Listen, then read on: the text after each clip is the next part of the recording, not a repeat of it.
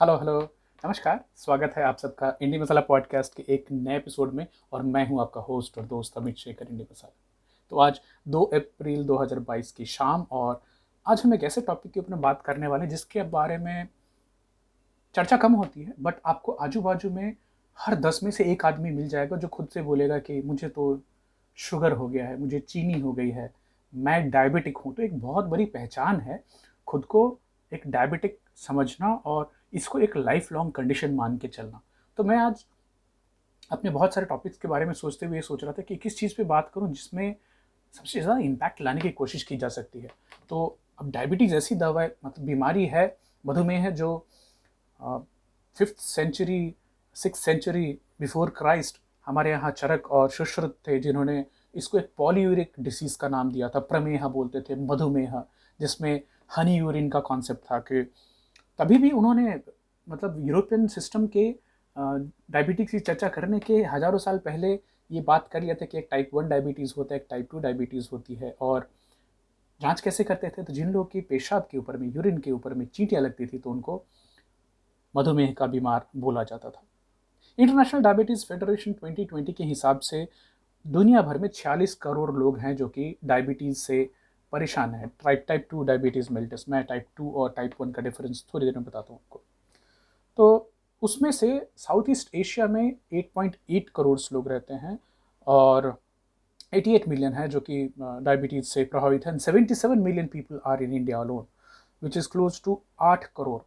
8 crore Indians are having diabetes type 2, जो कि अगर परसेंटेज वाइज टर्म्स में देखने जाए तो 8.9%, almost as close to 9% people. तो 10 में से सॉरी 100 में से 9 लोगों को डायबिटीज़ है टाइप 2, और वो किसी न किसी तरह की दवाई ले रहे हैं। बड़ी इंटरेस्टिंग डेटा है 2019 की national diabetes and diabetic retinopathy survey report by minister of health and family welfare का कहना है कि अगर आप 50 साल से ज़्यादा उम्र के हैं तो उनमें 11.8% डायबिटीज़ टाइप 2 डायबिटीज़ देखी जाती है। ये शहरों में ज़्यादा होता है एज़ कम्पेयर टू गाँव, और उसके पीछे कुछ कारण है जो कि हम बात करेंगे। भारत में तमिलनाडु और केरला टॉप पे हैं। तो न्यूट्रिशन भी बहुत ज़्यादा है, बहुत रिच खाना खाना है, क्या कल्चरल फैक्टर्स हैं देखेंगे उसके लिए। अभी अगर किसी को डायबिटीज़ है और वो डायबिटिक ऑलरेडी हैं और दवाइयाँ ले रहे हैं तो उनको क्या क्या रिस्क फैक्टर्स बढ़ जाते हैं। डरा नहीं रहा हूँ, ये एडुकेशन के लिए है। और आज जो भी हम बात करने वाले हैं तो हम किसी दवाई की बात नहीं करेंगे, हम खाली लाइफस्टाइल में क्या सुधार ला सकते हैं, खान पान में, एक्सरसाइज। तो बट ज़रूर अपने डॉक्टर से इसके बारे में सलाह लें, बातचीत करें और तभी इसको मानिए। ये कोई मेडिकल सलाह नहीं है। तो स्ट्रोक के चांसेस बढ़ जाते हैं, कोरोनरी आर्टरी डिसीज़ के चांसेस बढ़ते हैं, क्रोनिक ऑब्स्ट्रक्टिव पल्मोनरी डिसीज़ जो सांस से रिलेटेड परेशानियां होती हैं, क्रोनिक किडनी डिसीज़ के चांसेस, रिस्क बढ़ते हैं। डायरियल डिसीज़, उनको अक्सर पेट खराब होने की शिकायत होती है। लोअर रेस्पिरेटरी ट्रैक इन्फेक्शंस के चांस बढ़ते हैं। आयरन डिफिशियंसी होती है बॉडी में। नियोनेटल डिसऑर्डर्स, अगर डायबिटिक हैं और बच्चे पैदा कर रहे हैं तो उसमें बच्चों में बीमारियां हो सकती हैं। और एक्सट्रीम केसेस में आप देखते होंगे कि मैं अक्सर कार्डियल में देखता हूँ बहुत सारे लोग डायबिटिक हैं जिनको बाद में उनकी फुट एम्पुटेट करनी पड़ती है, हटानी पड़ती है। मोटा मोटा अगर देखूँ तो सबसे ज़्यादा बड़ा रिस्क जो निकल के आ रहा है वो है हाई बीएमआई। तो बॉडी मास इंडेक्स अगर ज़्यादा है तो ये एक बड़ा मेजर रिस्क फैक्टर है। मतलब कई कई स्टडीज़ में तो इसको 36-40% रिस्क इंक्रीज करने वाला बताया गया है कि अगर आपकी जो हाइट है और आपकी जो वेट है उसके हिसाब से, और जो एक एवरेज है, अगर आप मतलब 23-24 के ऊपर ना जाएं, 23-24 से नीचे अगर आप बीएमआई मेंटेन कर रहे हैं तो आपके रिस्क 36 से 40% तक कम हो जाती है। तो बड़ी, खाली इंडिया की अगर बात करने जाएं तो इंडिया कहने के लिए तो हम एक बड़ी सी कंट्री हैं, बट एक चीज़ आपको ये बताऊं कि अगर हम पॉपुलेशन को देखिए तो पॉपुलेशन हमारे यहाँ यूएसए से 4 गुना ज़्यादा है, और यूएसए हमसे बड़ी कंट्री है in terms of overall geography. Type 2 diabetes mellitus की बात करें तो इसमें क्या होता है, इंसुलिन की रेसिस्टेंस बढ़ती है बॉडी में, और पैनक्रियास धीरे धीरे, जो आइसोलेट ऑफ लैंगरहैंस हैं जो कि पैनक्रियास से इंसुलिन हार्मोन बनती है, वो बनना कम हो जाती है। टाइप 1 में क्या होता है कि ये एक ऑटो इम्यून कंडीशन है जिसमें आपकी शरीर ही खुद से जो बीटा सेल्स हैं जो कि इंसुलिन बनाते हैं उनको अटैक करती है, और धीरे धीरे बॉडी पूरी तरह से इंसुलिन बनाना बंद कर देती है। तो ऐसे लोगों को कंपल्सरी इंसुलिन लेना होता है। टाइप 2 डायबिटीज़ मेलिटस वालों को इंसुलिन रेसिस्टेंस है तो इंसुलिन की सेंसिटिविटी बढ़ाने के लिए दवाइयाँ पड़ सकती हैं। और अगर बिल्कुल ही मान लीजिए कि इंसुलिन की प्रोडक्शन कम होती जा रही है और सेंसिटिविटी इंसुलिन काम ही नहीं कर रहा है, तो फिर उनको भी इंसुलिन पे डाला जाता है। अब बड़े कॉम्प्लेक्स फैक्टर्स हैं ओवरऑल, जिसमें सबसे पहले जीन्स को रिस्पॉन्सिबल माना जाता है कि अगर परिवार में चल रहे तो आपको होने के चांसेस हैं। लेकिन अब याद कीजिए डॉक्टर ब्रूस लिप्टन और बहुत सारे जो अभी की साइंस और जो डेटा निकल के आ रही है कि एक तो जेनेटिक्स है, वो एक ब्लूप्रिंट है जो हमारी बॉडी के अंदर रहती है, बट उसके ऊपर है एपिजेनेटिक्स की आपकी सोच कैसी है, आपका विचार कैसा है जीवन के बारे में, बीमारियों के बारे में। क्या आप 30 के बाद खुद को शुगर आने का इंतजार करने वाले व्यक्ति की तरह पे हैं कि आप हेल्दी लाइफस्टाइल और बाकी एक मेंटली भी अपने आप को स्ट्रांग रखकर शायद उसके आने के चांसेस, आप वेट नहीं कर रहे हैं उसका, ना ही आप बार बार परेशान होकर उसको चेक कर रहे हैं, बल्कि 3 फैक्टर्स है, जीन्स है, इन्वायरमेंट है और लाइफस्टाइल है। तो इसमें से जीन्स आपके कंट्रोल में नहीं है, लेकिन लाइफस्टाइल और इन्वायरमेंट बहुत हद तक आपके कंट्रोल में है। तो आप और हम अभी तक उसी चीज़ों की बात करेंगे जो हमारे कंट्रोल में है, इन आर सर्कल कंट्रोल। जो हमारे बाहर है उसके बारे में चिंता नहीं करेंगे ज़्यादा। टाइप 1 डायबिटीज़ के चांसेस प्रेवलेंस जो है वो भी 3% से 5% तक अभी बढ़ा है कुछ सालों में। बट टाइप 2 डायबिटीज़ मेलिटस में जो ग्रोथ है वो तो ऑलमोस्ट 8 से 10% प्रति साल हो रहा है। ये कहा जाता है कि 2045 तक भारत में 14 से 15 करोड़ लोग टाइप 2 डायबिटीज़ मेलिटस के शिकार होंगे। तो भारत में एक्चुअली हमारी जनरेशन ने हमने ये डायबिटीज़ का विस्फोट देखा है। तो एक तो है कि अवेयरनेस बढ़ी है, जानकारी बढ़ी है, बट और क्या चीज़ें बढ़ी हैं। तो एक मोटा मोटा मैं देख रहा था कि रिफाइंड कार्बोहाइड्रेट यूसेस बहुत बढ़ गया। तो मैदा, आटा, वाइट बिना चोकर वाला एकदम मुलायम रोटी बननी चाहिए, सोहारी बोलते थे हमारे यहाँ। और पापा बताया करते थे कि बस इसी सेंचुरी की लास्ट सेंचुरी की शुरुआत की पहले की बात है। मतलब आज़ादी के पहले दादाजी ने अपने जो आज़ादी के पहले, आज़ादी के बाद भी उन्होंने बताया कि गेहूं का प्रचलन बहुत कम था और गेहूं की जो रोटी बनती थी सोहारी, वो केवल खास फेस्टिव ओकेजन्स पे बनती थी, अदरवाइज हम मोटा अनाज खाने वाले लोग थे। और आज तो अगर आप देखने जाएं तो मैदा, आटा एकदम पूरी तरह से भर गया है। हमारे यहाँ एक्सेसिव वीट, मतलब आटा और चावल दोनों का कंजम्पशन बहुत बहुत बढ़ गया। फिजिकल मूवमेंट कम से कम होती जा रही है, काम बहुत फिजिकली बहुत कम होता है। प्रोसेस्ड फूड बहुत बढ़ गया है गाँव में, शहर की तो बात ही नहीं करूँगा, हर चीज़ प्रोसेस्ड ही मिलता है। अब प्रोसेस्ड फूड मतलब क्या, जो चीज़ खाने की फैक्ट्री में बनी, खेत से नहीं आ रही, राइट, फैक्ट्री में बनी। ट्रांस फैट्स बढ़ गए, सीड ऑयल्स, उस पर सीड ऑयल्स को भी क्लासीफाई करेंगे। रिफाइंड ऑयल्स बहुत बढ़ गए, जिसका 70-80 साल पहले कोई प्रचलन था ही नहीं। हम जो कच्ची घानी का तेल खाते थे, हम घी खाते थे, वो सब बंद करके हम बाहर की न्यूट्रिशनलेस तेल खाने लगे। और लाइफस्टाइल तो सेडेंटरी हुई थी, साथ के साथ इन्वायरमेंटल फैक्टर्स में पॉल्यूशन बहुत बढ़ गया। तो ओबिसो जीन्स की बात होती, ऐसे इन्वायरमेंटल फैक्टर्स, ऐसे पॉल्यूटेंट जो कि आदमी को मोटा करने में मदद करते हैं, इसके ऊपर मेरी रिसर्च चालू है और ज़्यादा बात होगी। चीनी की कंजम्पशन खतरनाक बढ़ी है and with the growth of income लोगों ने मीठा खाना भी बहुत बहुत बढ़ा दिया है। तो हर 500 मीटर पे आपको मिठाई की दुकान मिल जाएगी जिसमें फ्राइड चीज़ें मिल रही होती है, खाली चीनी वाली चीज़ें मिल रही होती हैं।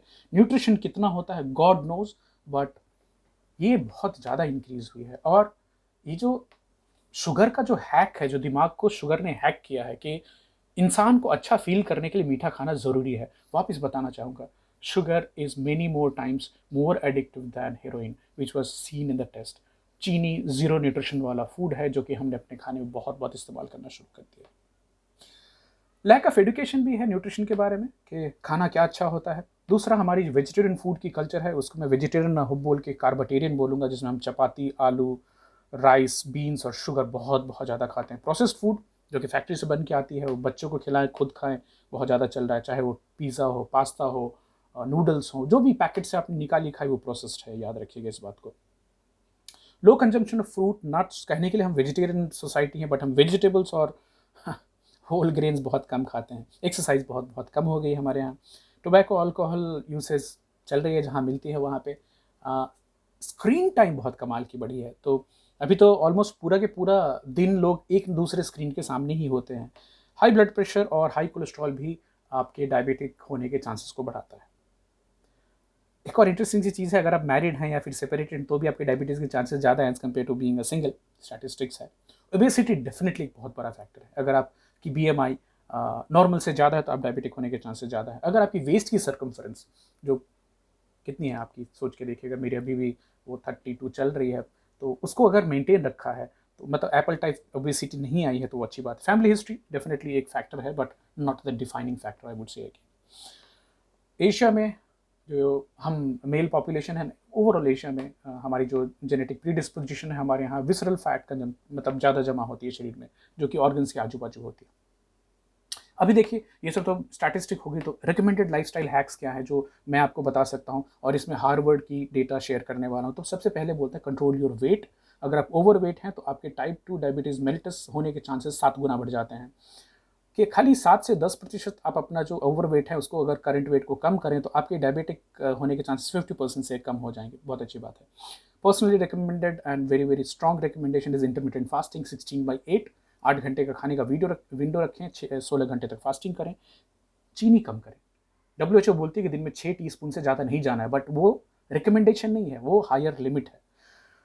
चाय को बिना चीनी, बिना दूध के पीने की कोशिश करें। ब्लैक कॉफ़ी की तरफ जाएं, ग्रीन टी की तरफ जाएं, बहुत अच्छी बात होगी। जहाँ तक एक वेस्टर्न यूरोपियन और अमेरिकन 150 से 200 ग्राम कार्ब्स प्लान करते दिन में, हमारे यहाँ 500 से 600 ग्राम हम चावल रोटी मिला के कार्ब्स खा जाते हैं। तो हम कार्बोहाइड्रेट बहुत ज़्यादा स्टार्ची चीज़ें खाने वाले हो गए हैं कंट्री। शुगर तो मैं परेशान हूँ, इतनी ज़्यादा कंजम्पशन है शुगर की। रिफाइंड ऑयल, जो कि again a very very dangerous thing which has come in to our society along with pesticides का। जो दुनिया भर में बैंड पेस्टिसाइड्स होते हैं, इंडिया में मस्त दबा के चलती हैं, तो वो भी ओबिसोजीन का काम करती है। आप क्या कर सकते हैं, इंक्रीज कर सकते हैं गुड क्वालिटी फैट का, जिसमें आती है घी और बटर, और साथ के साथ रिड्यूस करें रिफाइंड ऑयल। रिफाइंड मतलब क्या, जिसमें पाम है, सोया है, कॉर्न है, राइस ब्रान। चावल के भूसे से तेल निकालना, आप निकाल के बताइए मुझे कैसे निकलता है। उसके लिए हेक्सेन का इस्तेमाल होता है। It's a heat chemical extraction, जिसमें कि कुछ भी आप, चाहे वो सरसों है, चाहे सोया है, चाहे जो भी है, कैनोला है, उसकी सारी न्यूट्रिटिव वैल्यू खत्म हो जाती है at that high extreme heat. 15 से 20 फिल्ट्रेशन प्रोसेस होते हैं, केमिकल्स यूज किए जाते हैं, और बाद में उसको न्यूट्रिशन देने के लिए उसमें extra vitamin A, D, E, K what ever मिलाया जाता है। उसको अवॉइड करें। अभी भी हमारे पास पुरानी जो टेक्नोलॉजी है, कच्ची घानी का सरसों तेल, कच्ची घानी का which is cold pressed coconut oil, cold pressed groundnut oil would have some nutritive value. Best, better, go for ghee, go for butter, much better. Sugar again है जीरो न्यूट्रिशनल वैल्यू, कुछ फायदा नहीं। जैगरी में, मिठे में, गुड़ में थोड़ी सी कुछ नेचुरल प्रॉपर्टीज बची हुई होती है, बट शुगर भी इतना हमने फिल्टर कर दिया है, इतनी फिल्ट्रेशन होती है कि उसमें न्यूट्रिटिव वैल्यू जीरो हो जाती है, कैलोरीज बहुत ज़्यादा हो जाती है। तो अगर आप ऑल्टरनेट देखना चाहें तो हनी को मॉडरेशन में इस्तेमाल कर सकते हैं, जैगरी को इस्तेमाल कर सकते हैं। इंक्रीज क्या करना है आपको, प्रोटीन्स बढ़ानी है। अब देखिए प्रोटीन कैसा है कि हमारी बॉडी 3 फील्ड्स पे चलती है। एक है कार्बोहाइड्रेट है, मान लीजिए पेट्रोल की बात हो रही है तो कार्बोहाइड्रेट है, और फैट है, और प्रोटीन आती है। तो कार्बोहाइड्रेट कैसा है कि आपकी गाड़ी में पेट्रोल हमेशा भरी हुई है, फुल है, आप कभी रिजर्व में गई नहीं थी। रिजर्व में जाने का मतलब, जब भी आप फास्टिंग के स्टेट में होंगे, आपकी बॉडी में ब्लड शुगर लेवल कम होगा, फिर जाके लिवर का जो स्टोर्ड फैट, जो ग्लूकोज है, वो इस्तेमाल होगा। उसको खत्म होने के बाद तब जाके फैट का नंबर आता है। तो क्या आप अपनी बॉडी को एक 16 घंटे का विराम देते हैं जिसमें वो अपनी बॉडी के फैट को इस्तेमाल करना वापस शुरू कर पाए, जो हम ट्रेडिशनली करते आ रहे हैं, बचपन में किया करते थे, बट अभी थोड़ी थोड़ी देर पे खाते रहिए। तो हमारी बॉडी कभी रिजर्व में जाती नहीं। और प्रोटीन तो सबसे लास्ट में, जो मसल टूटना होता है फैट खत्म होने के बाद, वो तो जाने दीजिए, वो बात की बात। तो प्रोटीन के लिए क्या करें, अगर आप नॉन वेजिटेरियन हैं तो अंडा खाएं, फैटी फिश खाएं, मटन खाएं। मटन इसलिए प्रेफरेबल है कि उसमें अभी भी एडल्ट्रेशन कम होती है, बकरियां अभी भी कुछ चरती हैं, इसलिए मटन बोल रहा हूँ। सबसे ज़्यादा अब्यूज और सबसे ज़्यादा कॉन्टैमिनेटेड प्रोटीन का सोर्स है वो चिकन है। तो अगर आप लीसेस फ्रेश टू होम जैसे सर्टिफाइड बायर से बिना एंटीबायोटिक और बिना हार्मोन वाला, वो भी सरकार को इसके ऊपर बहुत काम करने की ज़रूरत है कि वो सर्टिफाई करें कि this is antibiotic free chicken, this is hormone free chicken, and regulations are going to be very very important. Otherwise chicken को बहुत बहुत ज़्यादा एंटीबायोटिक दी जाती है, ग्रो करने के लिए बहुत ज़्यादा हार्मोन दिया जाता है, जो कि हमारे लिए वेरी वेरी डिट्रीमेंटल है। इसलिए mutton still preferable as compare to chicken. तो लो एंटीबायोटिक, लो हार्मोन वाली अगर आप चिकन आपको मिल पाती है तो उसको खाएं। अगर आप वेजिटेरियन हैं तो पनीर, टोफू, दाल बढ़ाइए, राजमा बढ़ाइए।